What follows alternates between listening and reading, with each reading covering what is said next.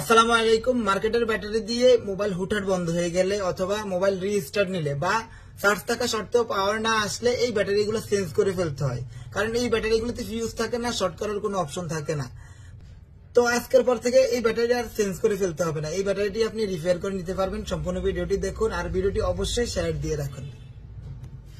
তো দেখতে পাচ্ছেন এখানে মার্কেটে 60টা ব্যাটারি রয়েছে, 60টার মধ্যে কোনো প্রকার ফিউজ নাই, 4টার মধ্যে 2টা করে লেগ আইসি রয়েছে। তো এই 2টা আইসি থেকে আপনাকে একটা আইসি চেঞ্জ করতে হবে বা শর্ট করতে হবে। এখন কোন আইসিটা করবেন আমি নাম্বার বলে দিলে মনে থাকবে না, সহজ হিসাব হচ্ছে বি মাইনাস এর দিকে রয়েছে, মানে ব্যাটারির মাইনাস সাইডের দিকে রয়েছে, ওই দিকে যে আইসিটা রয়েছে ওই আইসিটাই, যেমন ওই আইসির উপরে নাম্বার থাকে 8816 আর ইউ দিয়ে শুরু হয়।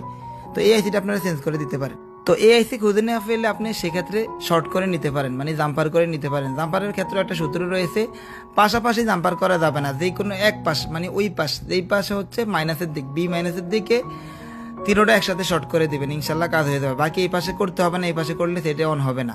তো এই শর্ট করলে কিন্তু অনেক সময় দেখা যায় চার্জিং একটু ঝামেলা করতে পারে, মানে অফ অবস্থায় চার্জ হবে, অন অবস্থায় চার্জ হবে না, কিছু কিছু সেটের ক্ষেত্রে। তো ভিডিওটি ভালো লাগলে অবশ্যই শেয়ার করে দিবেন আর আমার পেজটি ফলো করে দিবেন।